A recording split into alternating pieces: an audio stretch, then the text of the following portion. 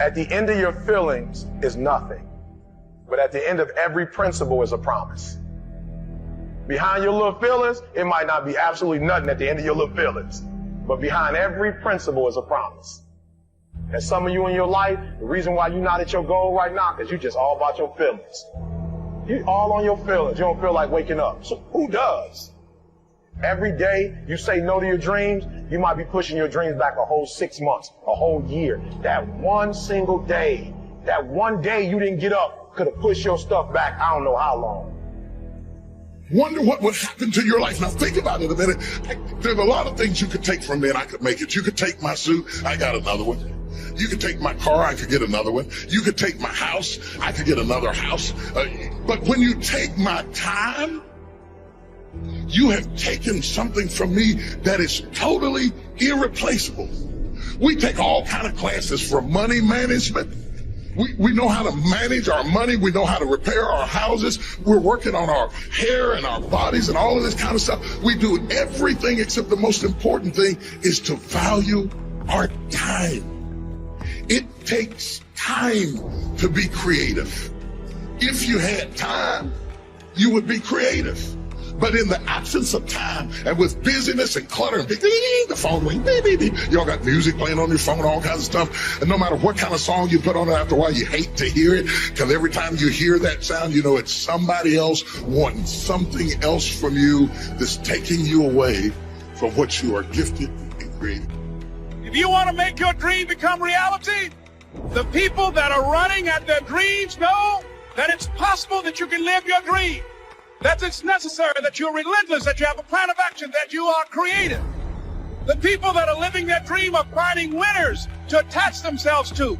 The people that are living their dreams are the people that know that if it's going to happen, it's up to them. And they're resolving within themselves, it's not over until I win. The people that are running after their dream know they're going to have hard times. They keep on running because they're saying within themselves, I'm the one. I'm the one. No matter how bad it is or how bad it gets, I'm going to make it. The people that are running after their dreams are the people that are hungry. Hunger is the ultimate driver. Because if you're hungry, you can get the strategy, you can get the answer. If you can't model it, you can find it. Motivation gets you going. Discipline, commitment, strong habits is what gets things done. Commit once. You don't need to commit more than once. You commit once to the thing that you're going to do, and then you do it every single day. That everyday method is one of the most powerful methods for reconstructing your entire life. When you perceive choice, you perceive motivation. You're more motivated. So the deal is, for yourself, sit back and reflect. Be mindful of the choices you have. And talk about being a success seeker rather than a failure avoider. It's all how you talk, how you communicate to yourself and to others. You just can't turn on passion. You can't just turn on the desire to execute a task. It just doesn't work that way. And honestly, that isn't even what motivate means. To motivate actually means to provide a motive, a reason why. When you have a thing that is pulling you through because you're legitimately excited about it, that's when things start to happen. So I find that a lot of times lack of motivation has to do with not structuring your life in a way where you actually care about the outcome. So find that thing, stop judging yourself, because I think everybody at least sees a flicker of interest inside of them, something that they really find interesting and they want to at least explore deeper. Always go to something bigger than yourself.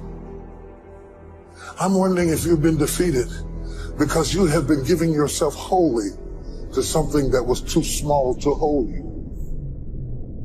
Have you thrust yourself into a glass of water? Yes, sir. Have you leaped off the diving board into a cereal bowl person? Are you not guilty of immersing yourself into things that were too small to hold your vision? My problem is so many times you've thrown big ideas at small people. You've given big commitment to cereal bowl people. And you're trying to get your sight back from a source that's too small to support what you're willing to put in. Is your investment bigger than the bank? You should see the way you're looking at me. Is the reason you keep being disappointed by people is that you have wholly thrown yourself into something that was too small? Don't let that happen. Get aggressive, be vigilant, attack, and destroy the weakness in your head. Go. Everybody wants to do work when they're feeling strong and they're feeling refreshed. But what's more important is when you actually do the work when you're feeling tired and feeling weak and feeling lazy. When you have those feelings, it's even more important to step up and get some. There are areas within myself where I cannot compromise. I have to hold the line. I am going to work hard. I am going to train hard. I am going to improve myself. I am not going to rest on my laurels.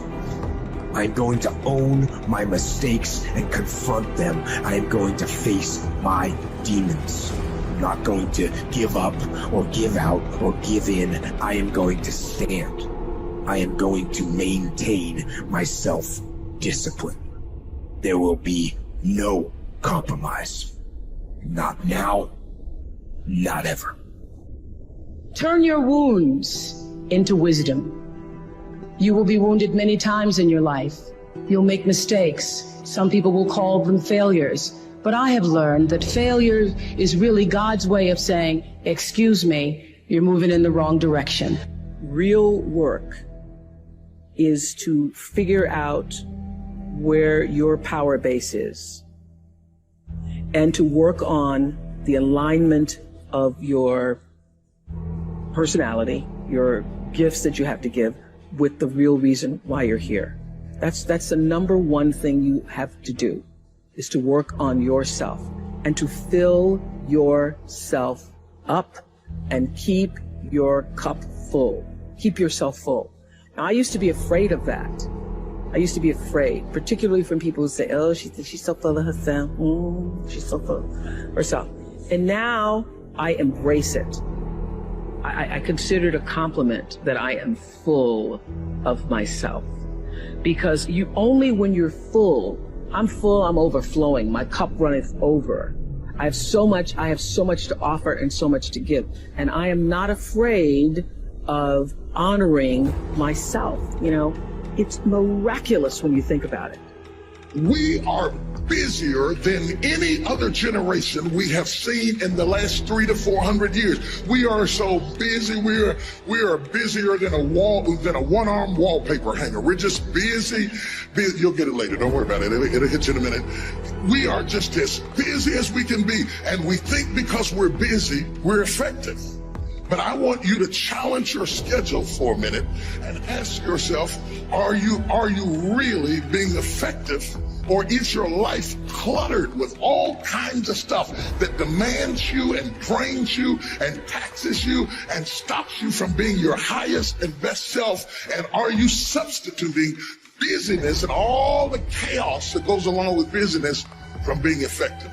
Let me tell you, a bunch of scientists got together and they began to do some research, and they begin to determine that 80% of the things we do are busy things that we do in an area that is not effective. That the average person only spends 20% of their time doing the thing that they are really gifted at, created at, passionate about, excited to do. And the rest of it is all the dismal, dumb stuff that we all have to do in order to survive. Just crazy stuff that we're doing. Wonder what would happen if we would go from doing 80% of things that are busy but not effective and 20% of the things that are really effective, if we would switch those numbers around and only give 20% of our time to the things that we have to do and 80% of our time to the thing that we were created to do. And when you need motivation yourself, don't look for someone to scream and yell. Don't look for someone else to give you motivation. Look at yourself and remind yourself, why? Why you are doing what you are doing. Remind yourself that this struggle, this temporary pain, this fight that you're in, this is what will make you stronger and faster and smarter and better. Don't be upset by the results you didn't get from the work you did not do. I don't want you to be upset. I don't want you to be angry. I want you to be like, I didn't get the result because I didn't do the work. I didn't show up on time. I didn't do what I said I was going to do. I hit the snooze button. I made an excuse. I didn't make adjustments. I'm tired of people talking about, I want to be successful. I want to be great. Look, everybody wants to be a beast. And it was time to do what real beasts do. And let me tell you something. That means getting up early, going to bed late. That means you don't go to sleep when you're tired. You go when you're done. If you just decide, I'm going to keep my word. If I say something, I'm going to do it regardless. Being more disciplined. Find something that you can look at your life that you say, hey, I know I've got a problem in this area, being late, procrastinating, not taking care of business, being seriously not serious. I need to deal with that. I guarantee you, if you're wondering why it is that everybody else has this and that and this, and why you don't have, I guarantee you that if you take an inventory of your actions, they equal what you're getting. Period. If you do the work consistently, if you invest in yourself consistently, 10 years of motherfucking work when everybody else is partying, making excuses, doing the cool thing on the weekend, is going to pay off.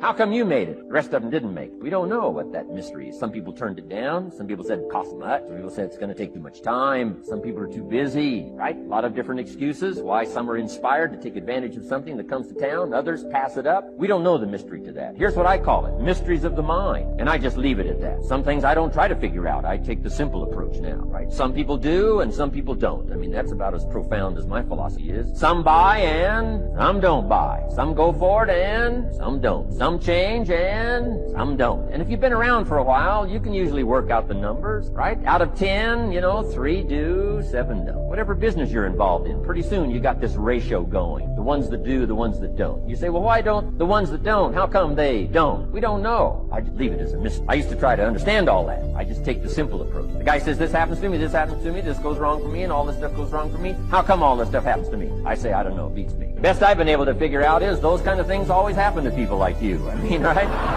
That's the best I got. I don't know. I'm an amateur on this stuff. What do I know? So, just take the simple approach, right? That's how it is. Who knows? Interesting story says, the day the Christian church was started. Now, I'm an amateur on the Bible. At best account I can remember, the day the Christian church was started, a magnificent sermon was preached. Great presentation. And if you're a student at all of good communication, it was one of the classic presentations of all time. The sermon, first day Christian church started. And it said this sermon, this presentation was given to a multitude, meaning a lot of people. But it was interesting, as the account gives us, the record, it says, when the sermon was finished, there was a variety of reaction to the same sermon. Isn't that fascinating? I find it fascinating. It said some that heard this presentation were perplexed. And I read the presentation, sounded pretty straightforward to me. Said, why would somebody be perplexed with a good, sincere, straightforward presentation? Best answer I've got. They are the perplexed. I mean, what other explanation is there?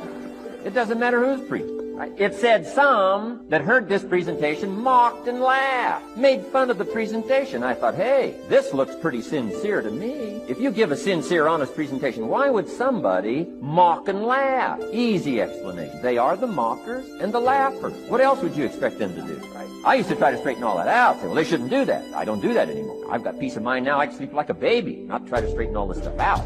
I used to be so naive. I used to say, well, liars shouldn't lie. See, how naive can you be? Of course, they're supposed to lie. That's why we call them liars. They lie. They lie. And the question is, if you died today, what dreams, what ideas, what talents, what books, what music, what leadership, what voice will die with you? Miles Monroe, great orator and speaker, said the wealthiest place on the planet, it's not in the Far East where there's oil in the ground. It's not in South Africa where there are diamond mines. He said the wealthiest place on the planet is the cemetery. Because there you'll find greatness that we've never seen. There you'll find talent and genius and potential never actualized. Perhaps that's why Henry David Thoreau wrote the words, "Oh God, to reach the point of death, only to realize that you've never lived." Maybe that's why some unknown writer wrote the words, "What if you live your whole life only to discover that it was wrong, that you were chosen to do something else and you didn't do it?" Repeat after me, please. Live full, die empty. I want you to take some notes and some things, and I want you to think about your goals and dreams in the three categories that I mentioned: personal, professional, and your social contribution. How many of you are serious about your goals and dreams? Raise your hands, please. Thank you very much. How many of you don't want to take your dreams to your grave with you? Raise your hands, please. Very good. Shake someone's hand on your right and left. Look them in the eyes and say, "Get out of your head and step into your greatness." Do that right now, please. Say, "Get out of your head and step into your greatness."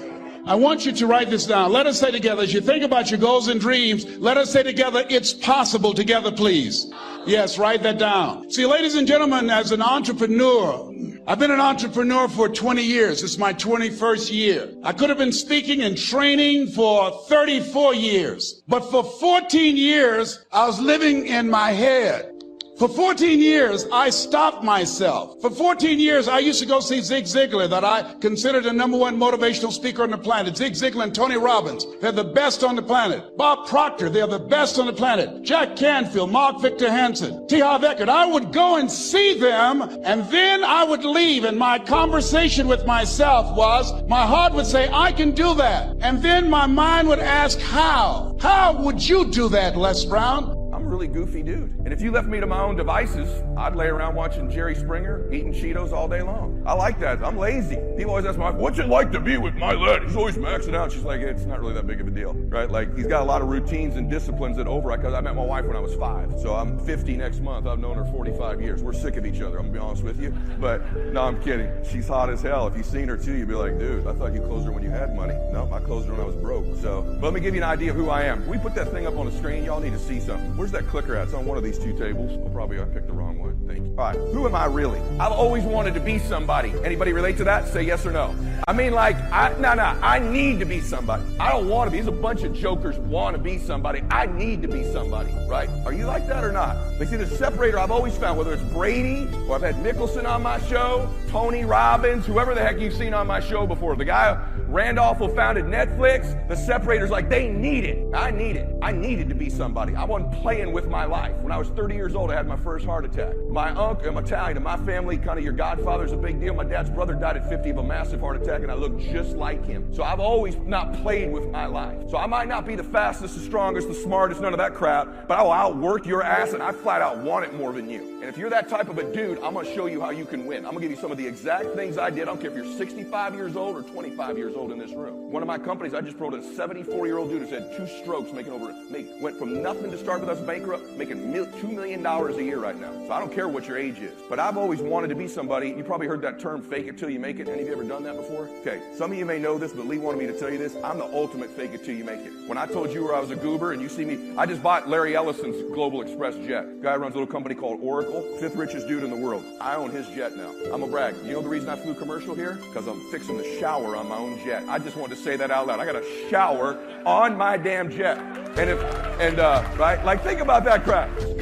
My wife's like, the Mile High Club. I'm like, babe, we're doing it in the shower in the Mile High Club, right? And we grew up in Pomona, California. Let me tell you something. We're not exactly hood rats, but we live right next to the hood, and I could see the rats, like that close. So we're kind of hood rats, right? So I know what that's like. My first job, I was an electrician. Then I was a busboy at the Whole Enchilada. That was an upgrade because they let me go as an electrician because I couldn't show up to work and get there by 6 a.m. And then I was a bag boy at Safeway. And then I worked at an orphanage that changed my life. And then I became in the financial business and got wealthy. There's nothing about me. You know, Bishop Jakes told me one time, when you got favor on your life, no matter what you're thrown into, you're going to always rise to the top. I have been thrown into a lot, but because of favor and grace, I just keep showing up. Somehow, man, no matter what they do. And so all of this that I have is really because of the grace of God. Now, I'm going to tell you something. You got to have a tremendous work ethic to be successful in here. In other words, and you can relate to this, you got to have a lot of dog in you.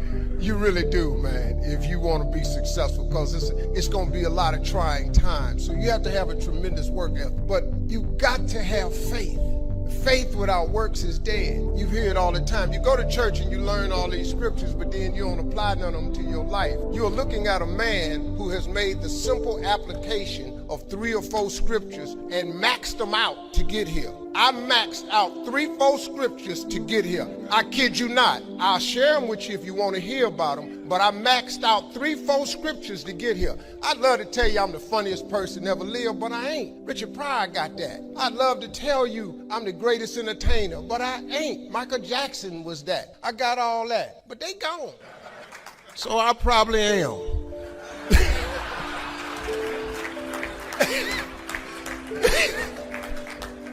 But listen, man, this that I'm about to share with you, and I understand I'll only be doing this for a little bit, and then we're going to open up the floor of questions. And I like doing Q&As because it helps me target specifically what a person is hoping to hear. But I got to tell you something. If you could get a couple of things from me, if you could gather this piece of information. Albert Einstein said once, he said, imagination is everything. It's the preview to life's coming attraction. Now, I want you to get this now. Imagination is everything. It's the preview to life's coming attraction. Because if you think about it, everything you have, everything we have in this world, somebody imagined. It's your imagination is tremendous. Somebody was sitting on the phone one day talking with a cord to the wall and said, man, I wish I could just go outside with this phone. Everybody in here got a cell phone. Somebody imagined that. Somebody got tired of riding in a wagon cross country from slavery to freedom. Somebody said, I wish we had something that made these wheels move by themselves. We drive cars. People got tired of driving from New York to LA. Somebody said, I wish we could fly. We got airplanes. Imagination is everything. It's the preview to life's coming attractions. Your real life,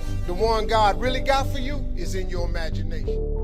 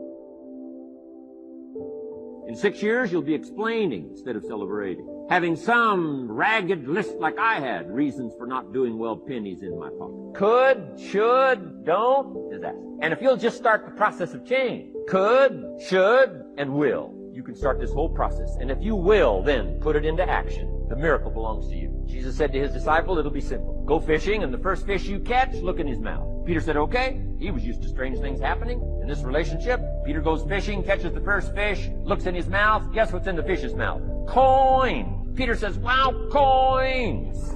Starts counting the value of these coins, and when he adds it up, guess how much it added up to? Exactly enough money to pay his taxes and Jesus' taxes, which gives you Jesus' position on taxes. Now we call that what? A miracle, only because we don't quite understand how it works. It doesn't mean it doesn't work. It simply means we don't quite understand how it works. But here's how you get a miracle going for your life. Number one, do what you can. Get a list of the stuff you could do and you haven't done, postpone, and start cleaning that up. You can't start at a better place for personal change. That'll affect your bank account, affect your future, affect your income, affect everything. You can't start a better life change process than cleaning up what you should be doing. The man says, well, my mother lives down in Florida. Should have written her 6 months ago. I just can't seem to get that letter written. I'm asking you to get that letter written, clean that up, and don't walk like other people walk. Don't postpone like other people postpone. You say, well, is it as simple as writing a letter? And the answer is yes. Where else would you start for life change, personal change? You don't need a pink package to fall out of the sky. You don't need massive bombard, pre-conscious, subconscious. Practice channeling, find a 2,000-year gold guru. I mean, you don't need any of that stuff. Pass on all that. Kids are afraid of that stuff. Too much of it. You'll be out on a limb with Shirley. I mean, don't pass on all that stuff. This stuff's too easy. This stuff's too simple. It's called take action, number one, on neglect, on errors, in discipline. Number two, start setting up some discipline. And if you'll do that, you'll perform a miracle. Now, here's the second part of the miracle. Number one is do what you can. Here's number two, do the best you can. If that's not your philosophy, I would ask you to amend it. Let me give you the best of ancient script. Here's what it says. Whatever your hands find to do, do it with all your might, do it with all your strength, and do it with all your power. What a good philosophy. That kind of philosophy will revolutionize your life if you haven't picked it up lately. Guy slips in late, company doesn't seem to mind, slips out early, first one in the parking lot, heading for happy hour. Stretches his break, comes early for lunch, late back from lunch, company doesn't seem to notice. Guy says, best as I can calculate, I'm putting in about a half a day's work and I'm collecting a full day's pay. And the guy says, I got it made. Little does he know the seeds of his own disaster are already being sown by the weakness of his own personal philosophy. It's not the economy that's going to determine your next 6 years. It's your philosophy about labor and about activity and about miracle and soil and seed, sunshine and rain and the economy and the banks and the money and the companies and the schools and what's going on. It's your philosophy and your attitude and then your ability to take action. All of that we call the process of life change, miracle working. Number one, do what you can. Number two, do the best you can. Here was number four, results. Results. Every once in a while, you got to take a measure, see how you're doing with these three pieces, philosophy, attitude, activity. Now we take a measure called results. What is the results at the end of the day, the results at the end of the week? You can't let too much time go by without checking. When time goes by, 6 years I'd been out there working when I met my teacher, Mr. Shope. Shope said, well, Mr. Rohn, let's just go through a little summary here. He said, in the last 6 years, how much money have you saved and invested? Let's go through a little tab list here. How much money have you saved and invested the last 6 years? I said, what? 0. He said, you have messed up. You remember these notes. I like that. Messed up. He said, who sold you on that plan? I thought, my gosh, the man's right. I'm a nice guy. I bought the wrong plan. What if you were 50 and broke? Right? Didn't need to change countries. Bought the wrong plan. What a sad scenario that would be. Shope said, these questions, let's go through some results. He said, how many books have you read in the last 90 days? I said, what? 0. Wisdom of the world available? Change your life, change your future? Wisdom of the world available? Develop any skill you want? Earn the kind of income you want? Have all the treasures you want? Equities you want? Relationship with your family that you want? Everything that you want available? And the wisdom of the world to help you get it? Haven't read any books in the last 90 days. My teacher said, Mr. Rohn, you have messed up. I'm telling you, you got the deal. I told T-Hob when we were standing by the stage, I said, hey man, I want to work more with you. I want you to coach me. I want to learn from you. See, I found you're never too old to learn and you're never too young to teach. Always have a thirst for learning. So I listened to Paul Harvey every day on the radio. While in school, I would go out and listen in his car. He gave me his keys. I was working to develop myself. And I continued to listen to motivational messages, and he would take me to see the late Dr. Norman Vincent Peale, who wrote the book, The Power of Positive Thinking. I toured with him before he passed. You have something special. You have greatness within you. Don't allow your circumstances to determine who you are. Don't allow your negative thoughts to hold you back. You have something special. You can do more than you can ever begin to imagine. Dr. Peale was an incredible man. I admired him when he spoke. He gave me goosebumps. I can feel him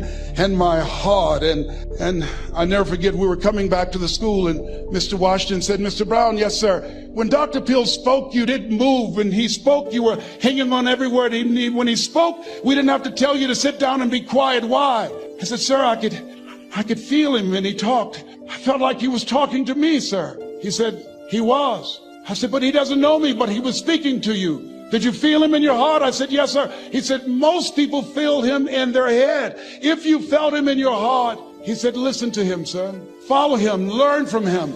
And I would go to seminars and workshops. Anywhere I would find where Dr. Peale was, I would be in the audience. I would drive 200 and 300 miles just to hear him speak. And my dream and vision was to share the stage with him. I thought about it. What is your goal? What is your vision? I want you to hold it in mind. There's some power in that, because when I became involved in speaking, I never forget, I got a call from Og Mandino, who wrote the book, The Greatest Salesman in the World. He said, Les, I'm stuck in Philadelphia. I need to be in Kankakee. Dr. Norman Vincent Peale is appearing. I can't make it. I heard you're in Chicago. I said, yes, I am. Can you go and open for me? I said, yes, man. Oh, my God. Dr. Peale, I said, yes, I'd love to do it. And I went there and I came. I said, hi, I'm Les Brown. He said, you're not the band of renown? I said, no, I'm Mrs. Mamie Brown's baby boy. I'm here to speak. He said, come backstage. And his wife, Martha, was there. And she said, Papa, Les Brown is here, the speaker. And he said,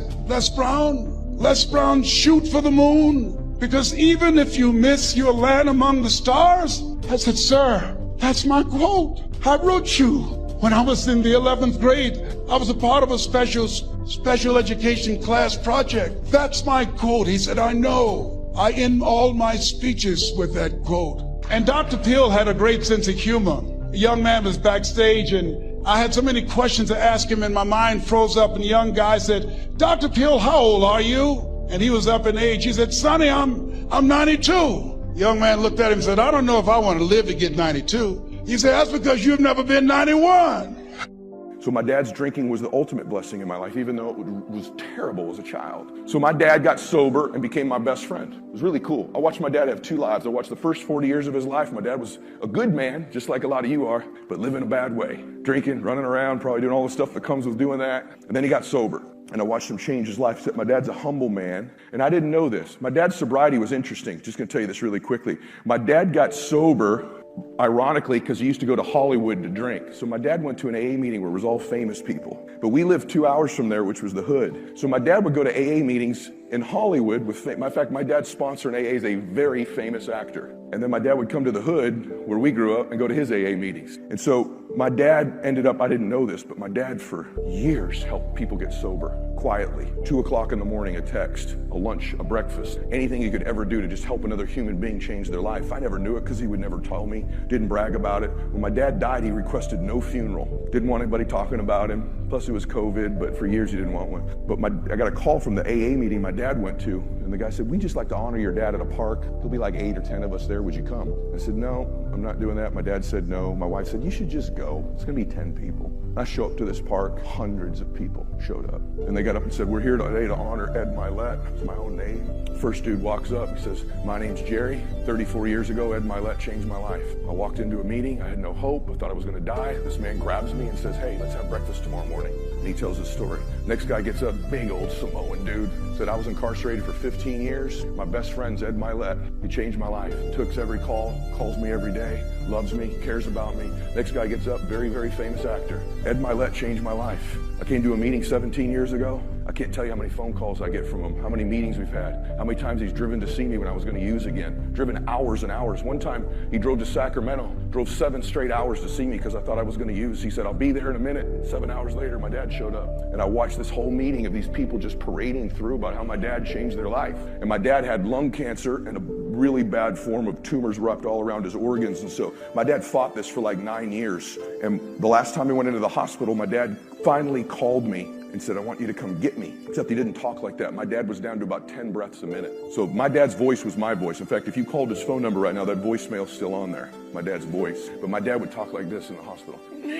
Dad, they'll give you another steroid shot. You need to fight this again. This is my dad's life for months. And I'm going to tell you what he said in my voice because it'll take too long. He said, I'm going to die in 2 days. I fought this for 9 years. I did this for your mom, you and your sisters and the grandchildren. I'm going to be gone in 2 days. I would like to die in my home with you and the sisters there. Come get me. I said, Dad. He says, I'm serious. I called his doctor. He goes, I'd get him home. I get my dad home. He's in his living room. I was with my dad when he passed away, so were my sisters. An hour before my dad died, an hour before. So when you're dying this way, just so you know, they count your breath. So my dad had gone from 50 breaths a minute to 20 to 10, some minutes 5, some minutes 3. Got to the point a couple hours before my dad died that he had a minute with no breath. And so they took his pulse. He had no pulse. Then he would breathe again for a minute. So it took a long time. And my dad was really running out of breath. He was basically suffocating to death. And I tell you this because we thought he was gone, and he came back, and then he had a couple half-hour windows of like 40 breaths a minute. His phone keeps ringing. He's got oxygen. He goes, Debbie, who's calling? And she says, it's 9:09.